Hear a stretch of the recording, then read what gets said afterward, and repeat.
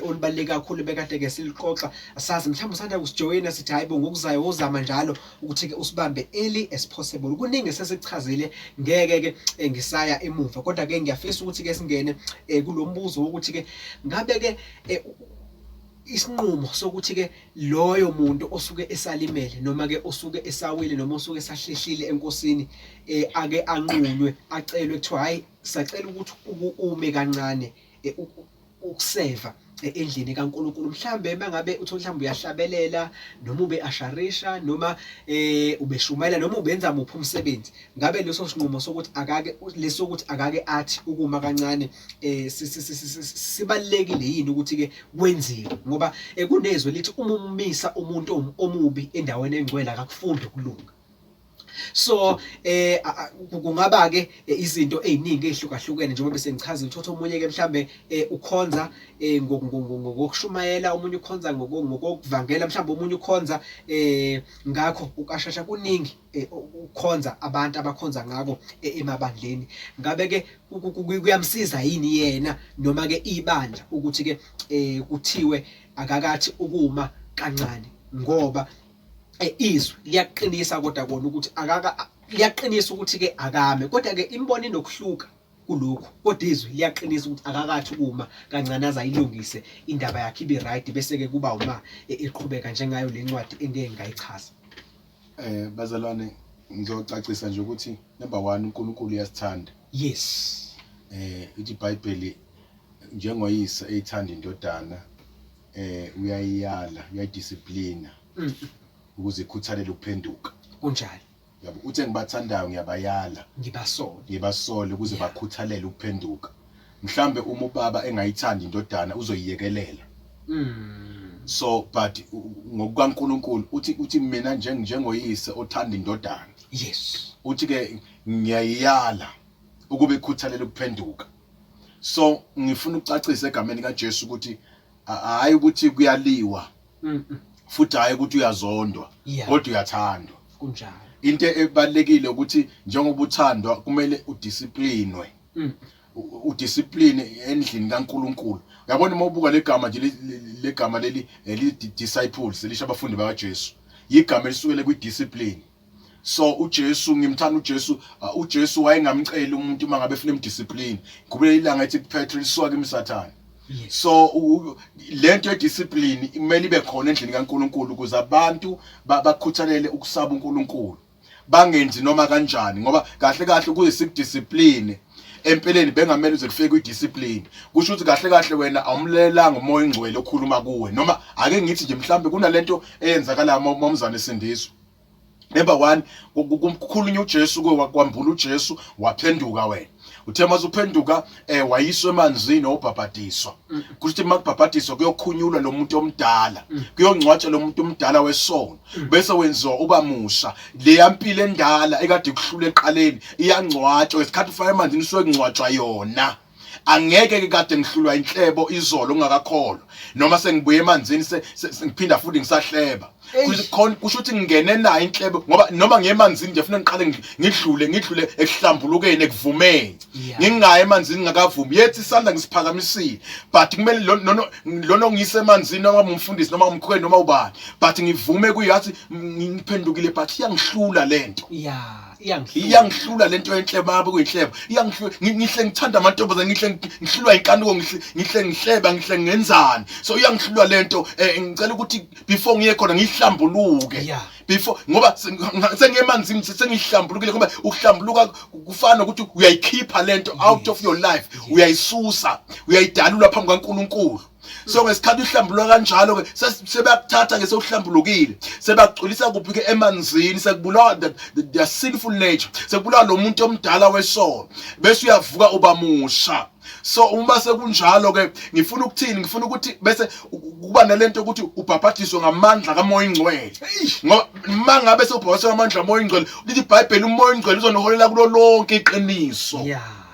Uthi yonikhumbuza ngintshele kona, anifundise, aniholele kulo lonke iqiniso. Ungumoya weqiniso, uthi yoqondisa izwe ngesono.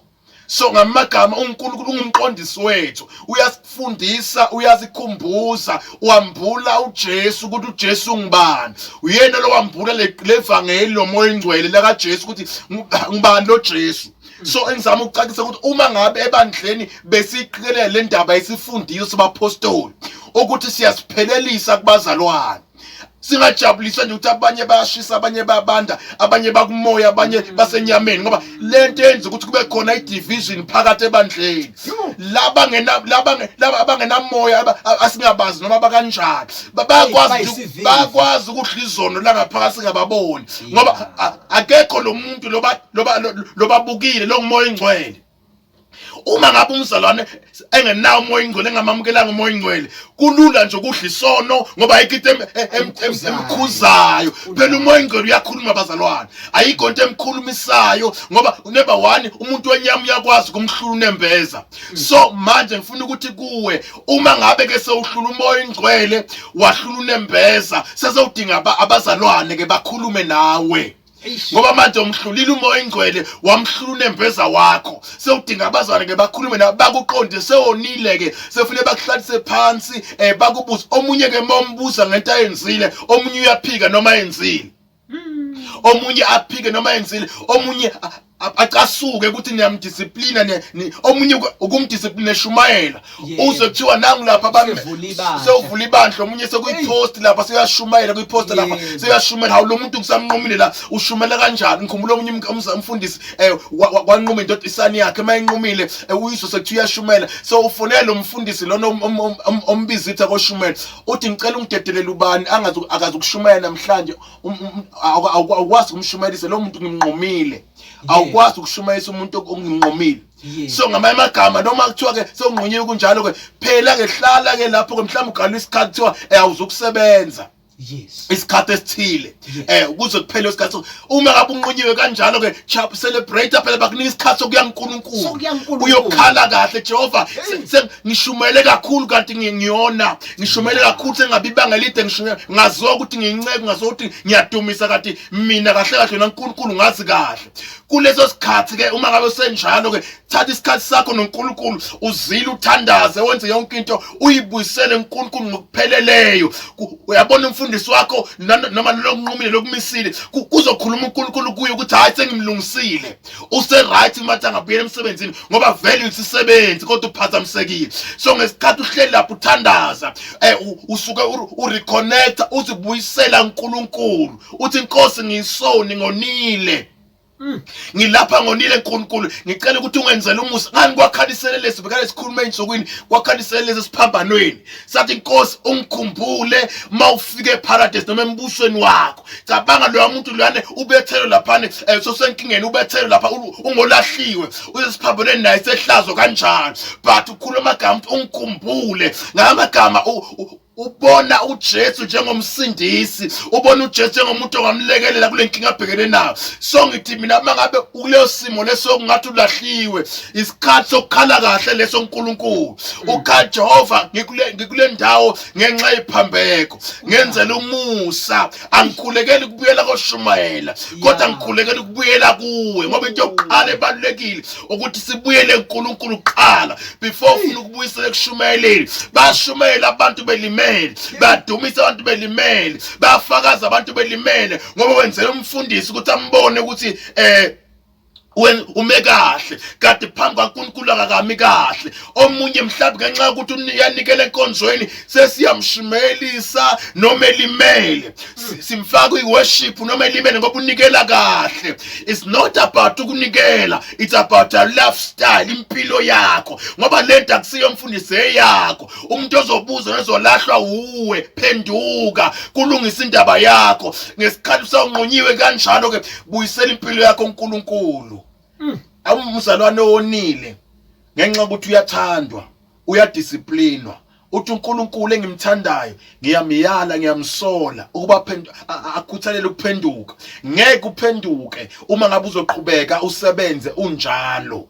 sewunqonyiwe ziphathe kahle ungenzi okubi hlala uze ubuyisele kuyiposition yakho hlala uzobuyisela endaweni la kade ukhona khona uNkulunkulu uthembekile usengakubuyisela la adu save khona ngendlela usave ngayo but thembeka ngesikhathi usanqonyiwe thembeka ungabi nomuntu onqomile ngoba yena kahle kahle uzama ukuseva ibandla ngendlela eright uzama ukwenza ubulungiswa ebandleni ngoba once wakuyekela enxothi uyashumayela nomunye uzoqhubeka enza okubi ngani ubani namyekela kodwa kube kakhulukazi kulabo abasebenza ebandleni kungathi kube isibonelo kakhulu kubo uma esonile kanjalo amiswe angaqhubeka sithi noma kuthiwa simethembile la ethimini noma thunikela kwedlula konke abazalwane kodwa simiseni mangabe ngenzi kahle ngoba sizolahlwa thina abazalwane thina bafundisi solahlwa uma sicabangela thina singacabangela umhlambi kaNkulunkulu olimalayo. Ayi kunjalo inamandla ngendlela emangalisayo angazi into enje ithiwane angifisa ukuthayisela angifisa ukunciphisa kodwa ke ngiyafisa ukusho ukuthi isikhathi sona sesithe ukuhamba impela kanti sisafuna ukuthi ke sibe nalo nanethuba lembuzo esazonaba kodwa ngiyafisa ukuthi ke sinikeze umfundisi amazwi ukuthi agoqe short bese ke siyahamba siyimbuzweni.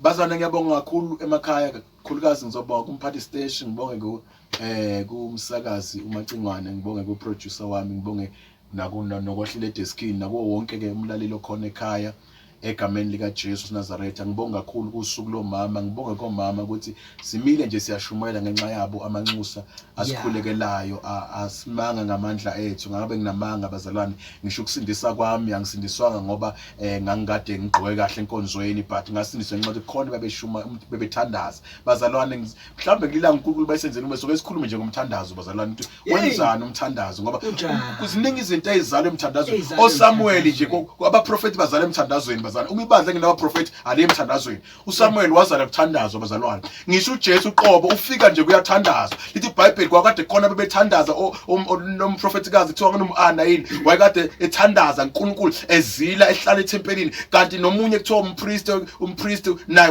uSimeon naye wayekade ethempelini elindele ukufika kukaJesu emhlabeni kuzalwa kaJesu lithi wekade ehlele ethempelini naye wayekade ethandaza emthandazweni kuzalwa amaqhawe emthandazweni kuzalwa abantu abanamandla oSamuel bavele emthandazweni ngifuna ukusho egameni kaJesu ukuthi uma ibandla lithandaza abazalwane ibandla malithandaza ngeke siyithuke sesilandela abanye uNkulunkulu sesilandela abafundisi ngoba kuthiwa bomeja banibani we don't have such endlini kaNkulunkulu bazalwane uJesu kuphela omkhulu akekho umuntu esimguqele simsabe sithi unamandla onamandla uthi uJesu mayivuka abafile uthi nginikiwe amandla emhlabeni nasezulwini uthi hambani nenze abantu izizwe zonke abafundi bami uthi nginikiwe amandla therefore usinika le command hambani futhi amagama le command ivela kulamandla so uthambani nenze izizwe zonke abafundi bami ngifuna ukuthini uma ibandla alibuyele emthandazweni bomama babuye emthandazweni ngiyakhumbula umama esaphila wayivuke kusemnyama mhlaka ngo3 ethandaza ekhulekela ingane zakhe ekhulela aba ngangazi mina ukuthi kwenzakalani kanti yena uyayazi lento yomthandazo akhuluma athi ngifuna abasebenza abantwana bami ngifuna abafundi abantwana ngifuna kwenzakaleni ethandaza umama okahle ngisho ingane zakho iphumeze esikoleni uyibeka izandla nje egameni kaJesu uyithandazele ziphume zivikeleke emadimoni ngoba maningi amadimoni akhonza iGoli but mama umthandazo lemfihlakalo ngisho iphume ekseni uyayithanda mayibuya futhi uyayithanda uma nilale ebusuku kumele ecime ngisho ama TV nibambane ngezandla sibaba lo musi unikwe nguwe labantwana banikwe nguwe angizalanga amaphara la angizalanga idakwa la angizalanga abantu bazomitha la angizalanga abantu bazoqala isikole kodwa ngizela abantwana bakaNkulunkulu ngizela abaprofetikazi abaprofeti ngizele ibandla likaNkulunkulu kuphakamisa izandla bayede uNkulunkulu ophakeme wena labantwana ngibanikwe nguwe bangimcibisho esandleni seqhawe bagcina ubavikele ngifaka lo moya wakho phezulu kwabo uthandaze sakufaka umoya kaNkulunkulu kubo sakubaphefumulela lento yasezulwini ingane zakho iphefumulele lento yasezulwini ngani ingane zabantu abangakholwa bayibhunyisela ezakho ibhunyiselwa nini okwasekhaya umthandazo uyimpepho la sidlulisa khona ingane zethu sikhulume izwi abantu bakhuluma amazwi phezulu kwenzalo yabo nathi sikhuluma izwi phezulu kwabantwana bethu yaze yanamandla indaba ngendlela emangalisayo. Nawe lapha ekhoneni lakho hamba uyokhuleka musu lokuba usilungile ngisho nasemademonini, udlala amademoni, udlala imimoya. Hamba uyokhuleka, ukhulekele ikhaya, ukhulekele umndeni wakho. Akuyona responsibilities yomama kuphela nobaba ababaphathi bamakhaya. Uliphatha kanjani ikhaya wena uhlehla emthandazweni ungafuni ukuthandaza ngoba uwena inhloko, nguwena umholi wekhaya. Umholi onjani ongathandazi? So njengamanje ke isikhathi sesikhomba khona selimizuzu engama20 bese kubumbana ihora lesithatha. Ke sigijime sengomeni bese siyabuya sithatha imibuzo yakho ngokukhulu ukusheshsha. Abisekho.